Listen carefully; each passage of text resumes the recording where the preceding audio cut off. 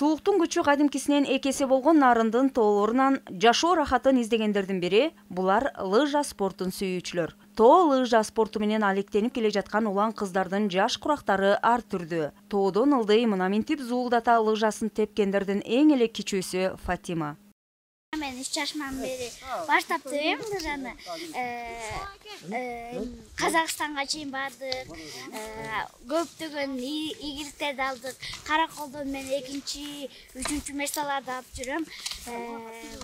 Буюрса биринчи местага да жетем деп ойлойм. Лыжа кар жааса эле тебиле бербейт. Кардын калыңдыгы 30-40 сантиметрден ашыгыраак болуусу жана талапка ылайык тапталуусу зарыл. Учурда нарындагы лыжа базасынын аймагында кар мынчалык болбогондуктан улам мелдешке даярдануучулар ат башы өрөөнүнүн тоо беттеринде машыгышууда.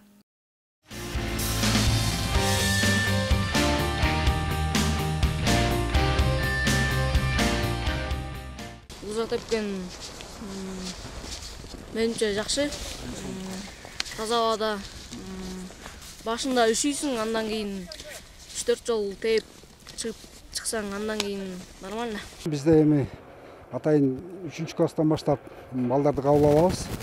3 жашынан баштап бизге балдар машыгууга келип башташат. Каалоочу балдардын баары келе берет.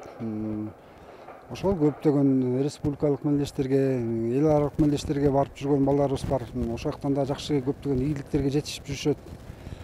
Кудай буюрса, мына былтыртан баштап ИА чемпион аталышындагы республикалык мелдешибиз болуп баштады.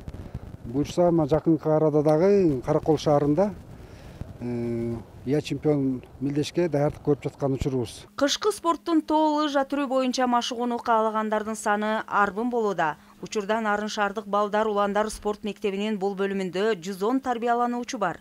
Спорттун бул түрүн өнүктүрүүгө көңүл бурулуп жатыптыр. Акыркы жылдары 2-3 жылдан бери ушу мамлекет тарабынан, Кыргыз Республикасынын дене тарбия жана спорт департамент тарабынан ушу спортко, анын ичинде ушу спорттун кышкы түрлөрүнө жакшы көңүл бурулуп баштады. Мисалга айтсак, быйыл эле 2023 жылы ушу тоо лыжа бөлүмүнө 80 пар лыжасы бизге берилди. Материалдык базабыз жылдан жылга чыңалып келатат. Балдардын алдыдагы мелдеште байгелүү орундарды багындыраарына ишенимдери бекем. Анткени команда буга чейин да республикалык мелдештерде байгелүү орундарга ээ болушкан. Өткөн жылы алдыңкы орунду алышып, 300 000 сом акчалай сыйлыкты жеңип келишкен. Бу жолу да алар ийгиликти чакырып турушат. Лариса Калдыбаева, Шамент Болотбеков, Бексултан Жолдошбеков, Атайын замана студиясы үчүн.